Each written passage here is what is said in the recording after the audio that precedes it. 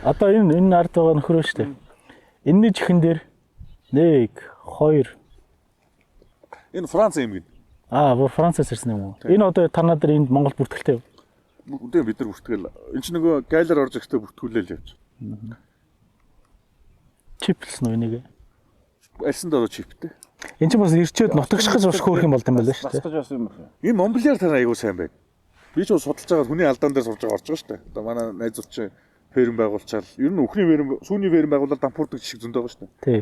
Тэгээ нөгөө өөрөөсөө үнэтэй хижээлээдээ сүүний гарц бах та. Дээр нь нөгөө энэ л дэлхийн номер 1 өхөр гээл одоо холжтын гэнэ хар тарлаа өхөр чинь холжтын ч номер 1 гээл манай том сүүний үйлдвэр чинь бас аваалан гэсэн хөлн уурчдаг те.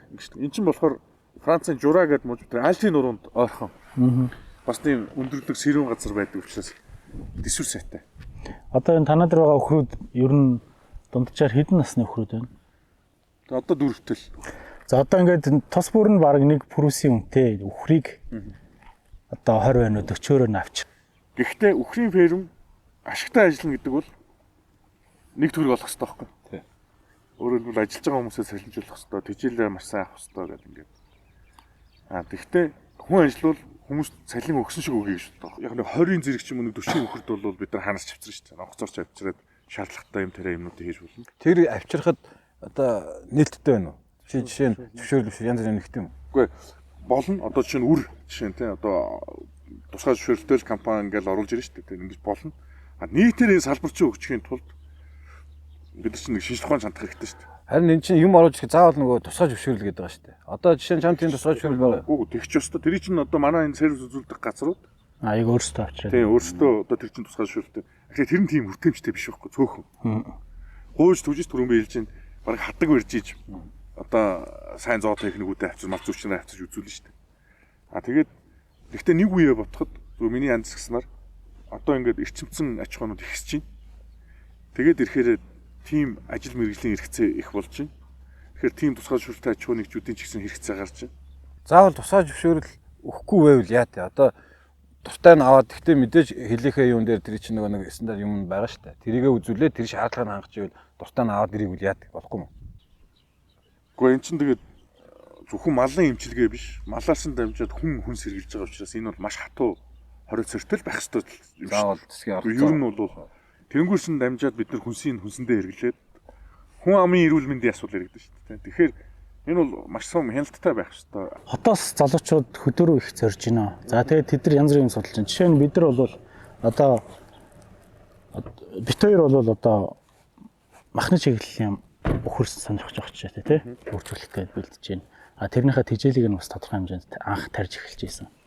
Одоо өөр зөндөө боломжууд байна. Хүнсний ногоо тарих тий будаа тарих эсвэл махны өхөр үржүүлэх. Тэгээ яагаад энэ дундаас заавал энэ сүүний чиглэлийн өхөр тэжээг шийдсэн. 70 сая малтай мөртлөө хориос уудгал болсон юм биш үү? Бүх маруучин, заруучин бүх юм хориос тий. Хориосны хэрэглээ маш ихтэй. Ер нь бол тий.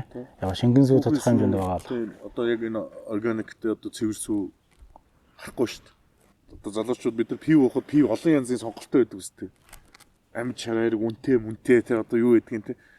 Тэгэхээр бид нар зүгээр л хоньны мах гэдэг хүч сонголын үнэтэй тий. Үхрийн мах гэдэг үнэтэй тий.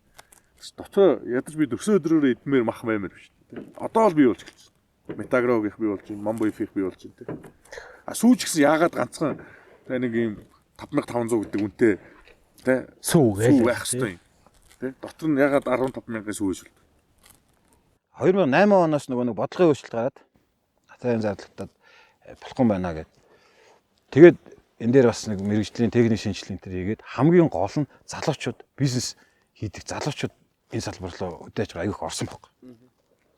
Айгүй тийш ингээд бизнес хотод бизнес ямар нэгэн бизнес хийж байгаа. Энэ өөрөө бас аявих урагшлуулсан байхгүй. Тэд нар чинь нөгөө өөр нүдээр харна. Эний чинь бизнес болгож байгаа. Ашиг олох юм. Ашиг олохын тулд яах чанартай байх хэрэгтэй. Чанартай байхын тулд яах юм бордомор ингээд ядаж осолжуулалттай байх хэрэгтэй юм байна. Яг энтэй адилхан одоо мал аж ахуй руу те. Одоо чи ингээд бит хоёр мах ингээд энэ шиг бас юм бизнес хийдэг те. Бизнесмэнүүд залуучууд энэ салбар руу орж ирэх бас нэг урагшлуулах юу болох вэ? Тэ. Мэдээж нэг том бодлого байж ижил тэрнийгээ дагуул явна л та тий. Гэхдээ бодлого юун дээр тулгуурлаж явах юм гэдэг бас их сонир. Түр яг таны хэлдэг шиг бизнесмэнүүдийг дэмжих, бизнесүүд буюу чадж байгааг нь дэмжих гэж. Тариаланчид нийл нэгдэг юм байхгүй шүү дээ. Холбоогоо тойрол хэрэлдээд идэв юм шүү дээ. Дөрвөн холбоо. Төв аймгийнх нь нийлээд, Дархан сэлэнгийнх нь нийлээд, Төв аймгийнх нь ялцлаач гэх. Ингээд сая бол нөгөө тариалангийн холбооны нэг дотоод хэрүүл болсон юм шүү дээ. Тий. Бүр амар болсон шүү дээ. Тэр холбоо нь яг бизнес хийд юм уу? Баггүй. Энэ чинь ашиг орлого дээр нэгтгэх ёстой шүү дээ. Нийлж юм корпорац маягийн те. Ингээ явахгүй бол гурвын том таван үйлдвэртэй тэгэл дунд нь ингээл явж яадаг. Тэгэл нэг юм мал аж ахуйчсан юм болж болохгүй. Татаас одоо юу гэдгийг зээл тусламжаар чадж байгаа нь буюу сэтгэж байгаа ч гэдэг юм уу, обзолтын ч гэдэг юм уу, төрүүлж харсан ч гэдэг юм уу ороод бусд нь ингээд нөгөө итгэлтэй хажууд байж байгаа эрдэнэ ийм хамжлага иргэн болж болохгүй. Нөгөө тэмээ төлөө тэнгис төрхгүй гэдэг шиг би энд нэг 40 мал 40 мөнхөр тэжээчээд Монголын сүний хангамж ярьж болохгүй. Монголын мал аж ахуйн эрүүл ахуйн бодлого энэ гэдэг чинь надад ахтах. Одоо вакцины энэ гэдэг. Тэгэхээр бид нар ийшээ ороход энэ барилгын байгууламж барихад энэ загварчин байж. За өхөр гэхэд энэ брид энэ үржил селекцээс чи сонгоод ингээд явхад ирээдүйд 2 жил тутам хийгдэх үржлийн хин их тодорхой байх хэрэгтэй. За чи нэгэн тийм явж байгаа бол чам тэжээл гэж ийм асуудал гарна. Тэжээл дээр чинь тариалдаг улсууд нь ийм хүмүүс одоо тэр хүмүүс нь нэгтлээд корпорац болсон тариаланч нэгтцсэн те бол ингэх ёстой гэдэг. Энийг ингэж хийх ёстой хаа. Төр өөрөө энэ дээр юу гэхээр эрэлтийн бий болгож байна. Одоо энэ үдийн цай хөтөлбөр гэж оролцоо байж байна те. Япон бол тэгж ингэж байна. Заавал сүү өгдөг. Тэр шиг ингээд сүүний хэрэгцээ эрэлтийг бий болгохгүй бол хүнсний ногооч сайтай. Монгол яагаад өөрсдөө ингээд ийм том газар нутагтаа хүнсний ногоогоо эрэлт байхгүй. Тэгэхээр хөдөө байгаа одоо ажил хийх, амьдрах боломж гэх юм уу те. Юу хийж амьдрал болох юм? Зүгээр яриул амар их юм. Хөдөө гарсны зорилго гэвэл зорилго дэж одоо юу гэдэг нэг 35 6 та залуу тэтгэвтэй гарч гэж юу баг тий. Тэтгэвтэй гараад одоо ирсэн дотын амьдралаас өөдлөө их нааш. Зорилго бол байна. Зүгээр харсан юм нь юу нэхэр арангаад явж исэн чинь нэг гадаад авгаа нөхөр хоёр кофе шоп ажиллуулсан юм чихгүй. Сая би нэг ховд орсон чинь нөгөө ир чинь ховдод явж. Бас дахиад бүр ингээд салбар малбартай тий ингээд гоё юм. Тэдний имийг ингээ хараад ингээ явахаар анхны хөрөнгө оруулалт нь чухал юм байна. Тэгэхээр анхны хөрөнгө оруулалтыг ер нь яаж хийх? Тий. Юу руу хийх юм те? Юунд зориулж? Тий. Юу гэхлүүлж хийх юм? Хэн рүү хийх юм? Юу руу хийх юм? Яаж гэдэг чинь бас асуултын цаана мал аж ахуй чинь зөвхөн мөнгө байгаад бас болдгоо л идэв штэ. Чин амьд амьтанд хийж байгаа учраас. Тий. Хажууд нь байж ах хэвээр гэж ах хэвээр. Тэгэхээр тэд нар зориулсан нэг юм мөс хагалж зам гаргая л гэж бодоод цаад санаа нь бол мөс хаглаад явсны үр дүнд нь олон хүн шээ орно гэж. Замын засж байгаа мөс хагална гэдэг чинь тэр шүү дээ. Одоо архитект ямар ч мөсөн замыг те том усан онгоцоор хаглаад араас нь жижиг замнууд явдаг. Том усан онгоц байхын тулд юу вэ? Томрол хэрэгтэй. Томрохын тулд юу гэхээр одоо жижиг гэж бидний голлгүй. Яг ингээд нийлээл нэгдээд л явах хэрэгтэй. Гол зорилго нь Улаанбаатарт 400 мянган өрх цуглдаг биш. Орон нутагт 200 мянган өрх фармер аж ахуйтай. Монгол улс жилдээ хэдэн сая литр сүү гаргадаг. Тэрийг хуурай суулгаад онгоцоор Японд руу явуулдаг. Ингээд зорилгыг харуул бид нар юу гэхээр яг хөдөө аж ахуйн салбарыг бид нар хөгжүүлэх 20 жилийн төлөвлөгөө гээд ингээд гэдэг юмыг нийлж сууж агаад хийх хэрэгтэй байна. Тэгэхгүй улс төрчдөд улс орны хөгжлийг даатгацсан. Магадгүй үдсэн харсан илүү хүмүүс улс төрч болж байгаа. Яг тэгвэл тоолдог нь илүү хүмүүс гишүүн болж штэ. Гэхдээ тэдний ард ажлын хариуцаа явж байгаа мэрэгчлэн яам дээр байж байгаа хүмүүсийн амьдралыг хар. 2 сая төгрөгийн салентай хизээч 20 тэрбум төгрөгөөр мөрөөдөж чадахгүй хүн энэ 200 тэрбумын зах зээл тий сүүний зах зээл гэдэг юм уу тий энийг харж бодлого гаргаж чадахгүй. Одоо Монгол улс ирээдүйд маха экспортлдог боллоо гэхээр яах юм? 5 аймагт хятадын санхүүжилтээр махны үйлдвэр гэж сураг сонсогдоод байдаг те. Тэгээ бид нар зөвхөн тэд нийлүүлэгч нар байх юм. Бид нар өөрсдөө борлуулагч, нийлүүлэгч байгаад экспорт хийдэг байхын тулд нэгдэж нийслэм. Фидлотоо дундаа хийх хэрэгтэй. Оршуулгаар хийх хэрэгтэй. Тэрний тулд мэдээ цаг орно. Одоо үгдгийн. Гэхдээ мэдээж нөгөө монгол хүмүүс чинь гартаа нүдтэй гэдэг те. Харуулж иж ойлгоод. Харуулж иж тал. Яриад дэлхийн юм бэ гэ яриад дуустгүй яриан дээр очно. Тийм байхгүй. Монгол ахуй соёл бид нар ийм тийм. Бид нар хийж л үзвэл өөр байхгүй. Тэрний төлөө хүмүүс хагалж байгаа. Гэхдээ ашиггүй юм шиг боловч ирээдүйд ашиг хүртэх нь тодорхой. Үржил селекцийн үед одоо яаж хийх вэ? Жишээ нь танах бол одоо яг энэ нийтээ ясна бух байгаа. Бух ч үнэтэй шүү дээ. Үнэтэй бухаас сайн юм гарна шүү дээ. Тий. Үнийн 20 сая юм бол бух нь хэд байх юм те. Тэгээд тэр чинь бол боломжгүй. Тэгэхээр зохиомжтой хэлтүүлэг хийдэг. Дундаа сайн бух худалдаж авдаг. Олон фармерууд нэгдвэл магадгүй $100,000 бух авах хэрэгтэй байхгүй. Зохиомжтой хэлтүүлэг хийх хэрэгтэй шүү дээ. За тэгээд одоо үржил хэлтүүлэг болоод ирэхээр манад тэр сайн одоо үрийн олдц хэр үдэ. Яг одоо хувийн компаниуд гараад ирсэн байна. Одоо энэ нүүдэлч агро гэдэг компани одоо Монголд оруулж ирж байгаа цаанаасаа нийлүүлдэг Эва жураагаас оруулж ирдэг. За Copex гэх компаниас оруулж ирж байна. Тэгээд тусгай шүрлээ хангаж чадсан компаниуд бас нэг бүртгэлийн хэлгээд оруулж ирдэг юм байна. Үр оруулж ирж байгаа гэж байна. Үр оруулж ирж байна тий. Одоо тэр азот хийсэн юм оруулж ирж байна. Бухаараа оруулж ирж байна тий. Түрүүн нэг ярьсан шүү дээ. Энэ дэрэгдээ хүрээлэн нийх гэдэг байна. Тийм төлөвлөж байгаа, бодож байгаа гэж тий. Яага хүрээлэн нийх гэдэг тийм бодол төрсөн төрөв. Энэ чинь өөр онгон зах зээл юм. Зах зээл гэсэн салбар байна. Одоо жишээ манай өхөр би өглөө ингээл ороод ирсэн чинь ингээд завжаар нь хоёр өхөр цагаан хөөс ингээд гисэн байхгүй юу. Тэгээ би сандрал нуу янз бүрийн өвчин юм болов уу гээл хайсан чинь ямарч Монгол агуулга галт. Текстэр өхөр ингүүл ингэн гэсэн агуулга байхгүй.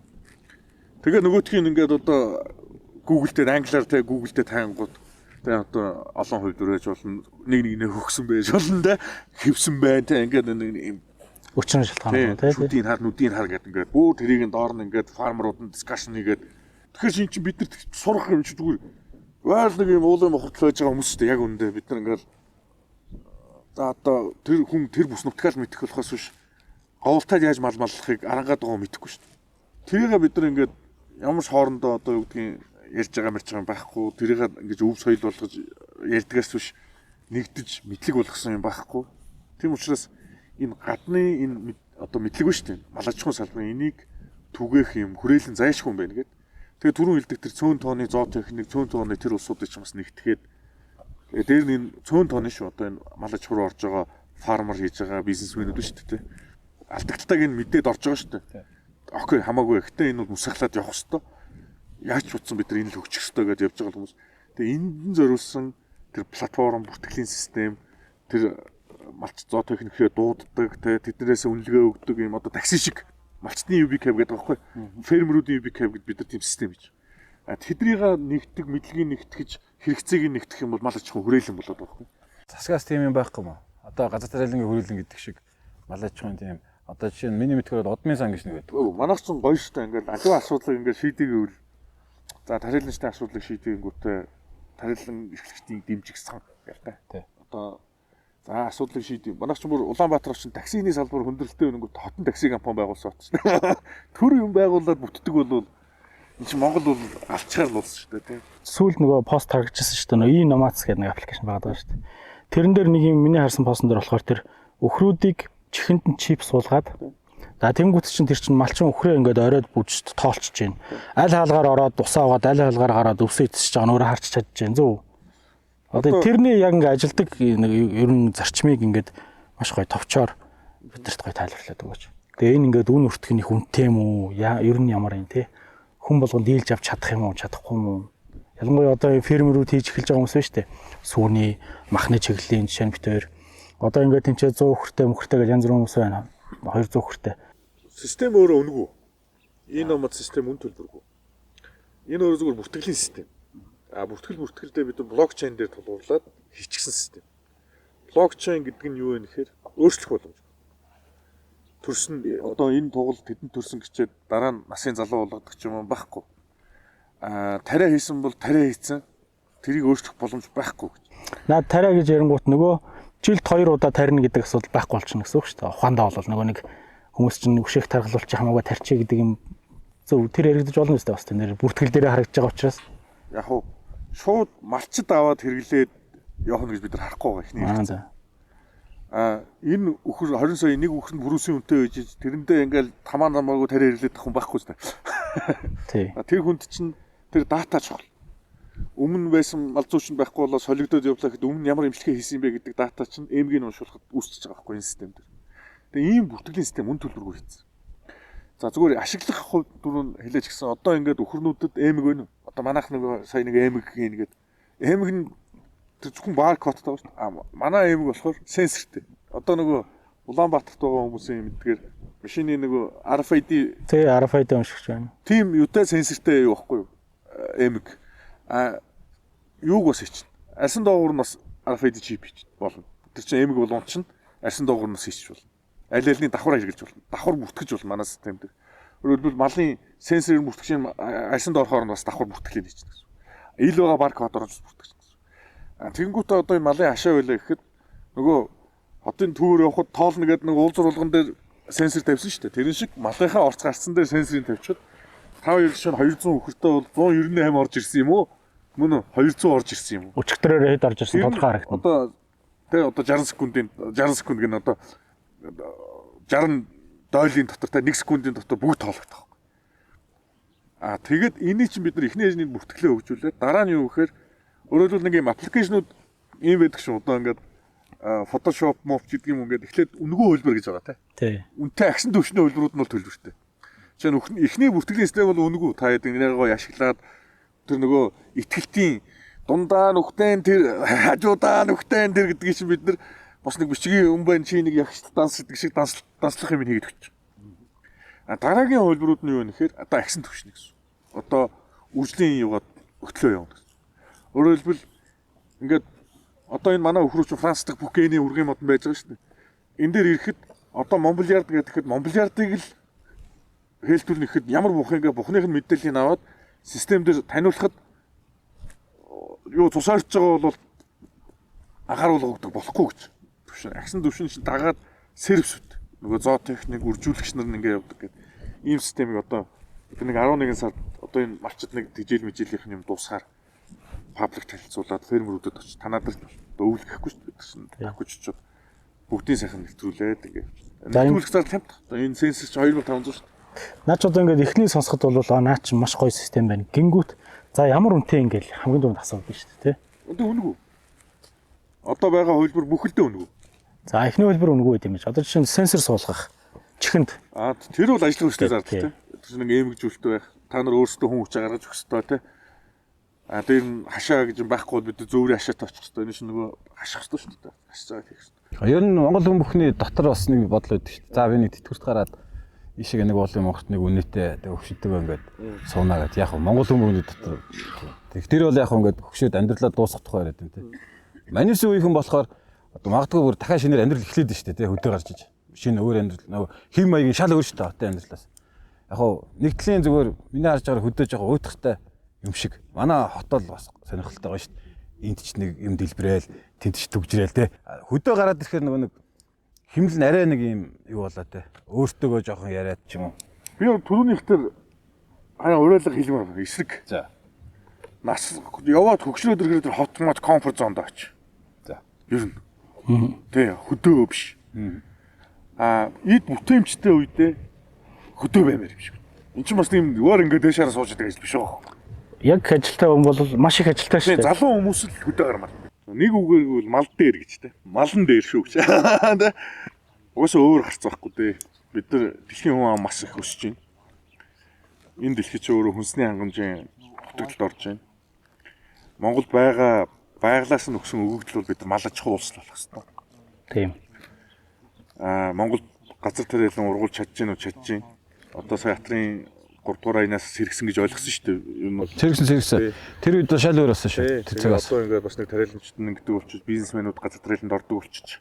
Бизнесмэнүүд бас нэг мусарлаад үнэхээр одоо эрсдэлтэй чамаагүй том групп компаниуд ийм фидлот те яг дэлхийн жишгээр ингээд фидлот нь байх хэрэгтэй байна. Тэ мал үрчлэн ингэж явах хэрэгтэй байна. Тэ тижээл нь ингэж явах хэрэгтэй байна гэдэг ингээ явж.